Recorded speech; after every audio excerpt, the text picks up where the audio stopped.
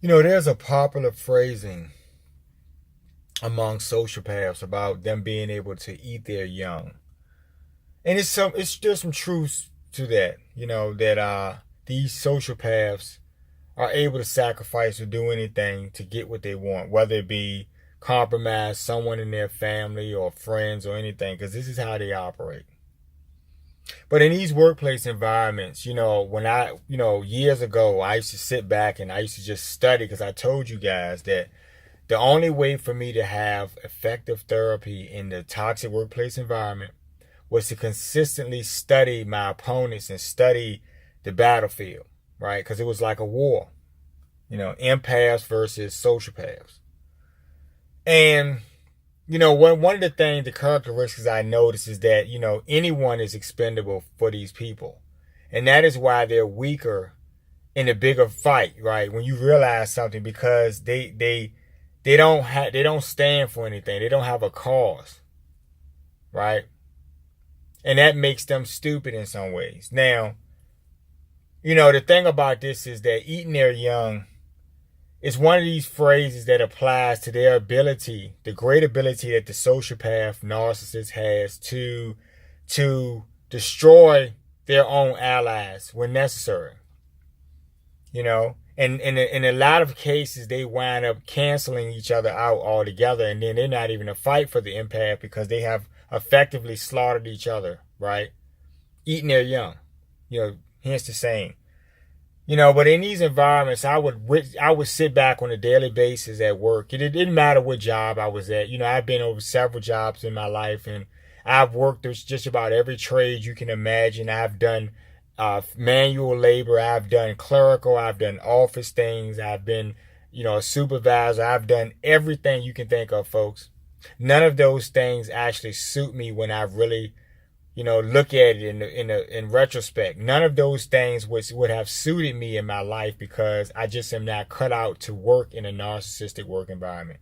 Anytime there's a hierarchy in a work and a job environment, there's going to be some type of narcissistic dynamic that you're going to have to contend with, whether it be the very higher up master planners or just your mid-level bosses who really are just literally what did I call this term in my book? They're low life somebodies, right? They're not really anyone, but they want to be someone so bad. So you'll have to deal with those types of people who would, play with your schedules and do all the types of stuff they do because they want to feel exalted.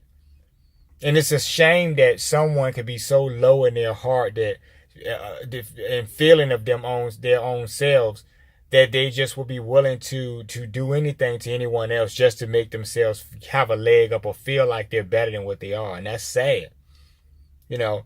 And that goes into the type of behavior that I want to talk about briefly because, I'm out here in the field. I have some stuff I have to do today. See, I have to hustle. And my motivation is self. I have to self motivate all the time to get things done.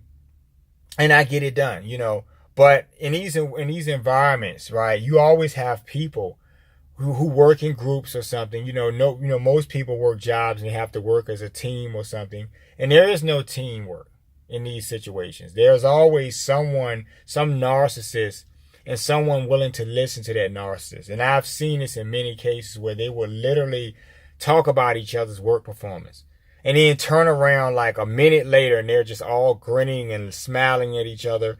And they have those daggers. Everyone has a dagger. See, that's the problem with these environments where everyone cancels each other out, like I said, because no one has a conviction. No one stands for anything.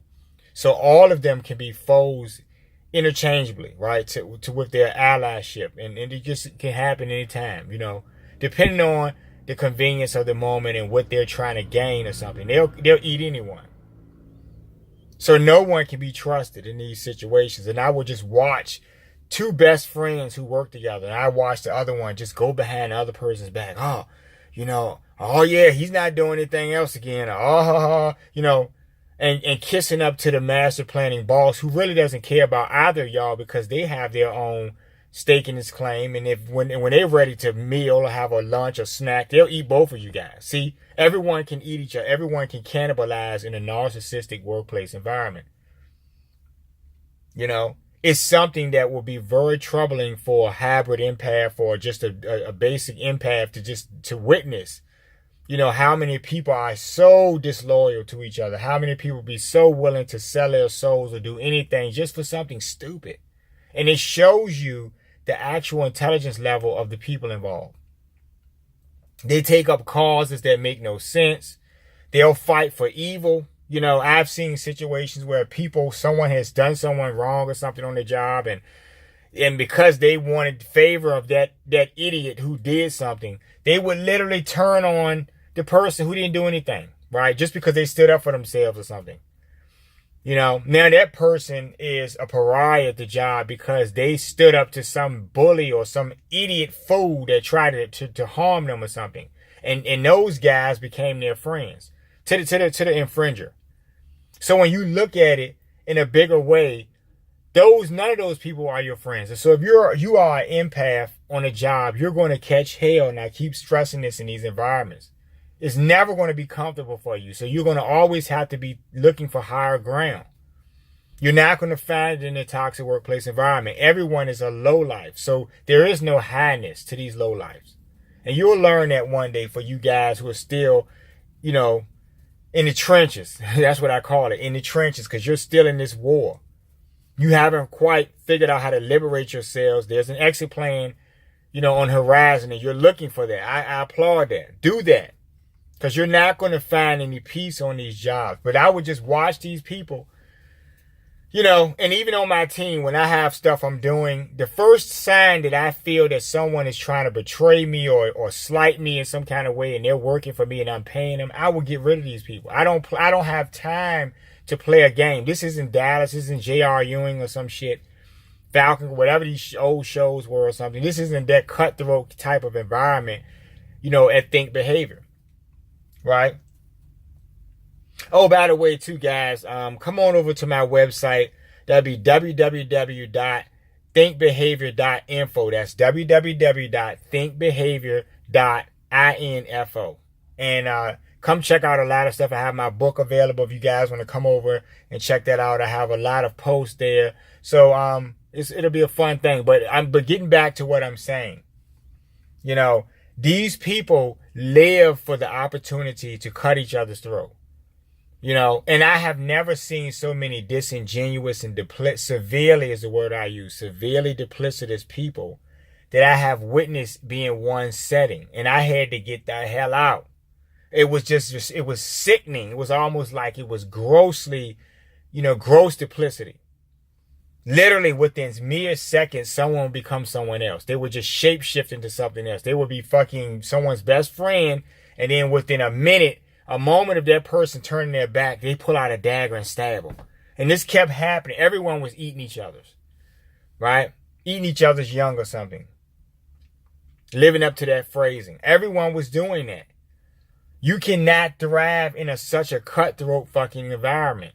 And I just need you people, if you're trying to hold on and keep hope alive and all this bullshit, it's just a false sense of something, because there's nothing to gain from these environments. And you'll figure that out. Like I said, you get a little smarter, you know, a little bit more injured or something on a daily basis, or something's happening, or you become a severe target where every day different people are taking stabs at you, then you'll realize it'll be that serious for you. And you'll want to, you know, effectively get out. But these people would look for opportunities. Even when you're doing your job, they're trying to figure out how to say you're not doing your job, or they would watch you. I would have people watching me. You have those situations where you would have the bosses or something, the supervisors, the low life somebodies that would send their employees on break or something. And I used to be a supervisor, so I would watch my cohorts literally sit there and stalk people that were under them. You know, it didn't matter what I was doing at a job. I've done a few supervisory jobs, but even in these jobs, I would watch my cohorts, you know, stoop to some level that was beneath them being somebody's boss. Someone decided to make you someone's boss, and you have the intelligence level of a fucking child. Think about that. You can't make fair decisions because you're just like a fucking child, and everything you do, you know, is connected to how you're thinking. So they would just sit there and stalk these workers and stuff. And it was just sickening. It was disgusting behavior. I love bad behavior, folks. But what troubles me are people who are not aware of the consistent danger elements in these toxic workplace environments. That everyone has a dagger, and it's just a matter of time before you get stabbed. It's just a matter of time. Or unless you're doing stabbing yourself, to which you won't be a hybrid empath or an empath. You would literally be that narcissist that I'm talking about right now. And you belong in this environment, because at some point you'll meet your end and your fate. Just like you have sent other people to theirs, because this is what you guys do. You eat each other's young. Anyone can be cannibalized in a narcissistic workplace environment. You guys, please know that. Going over to my website, thinkbehavior.info. And we'll be talking soon, folks. Like, share, and subscribe to videos. Take care, guys.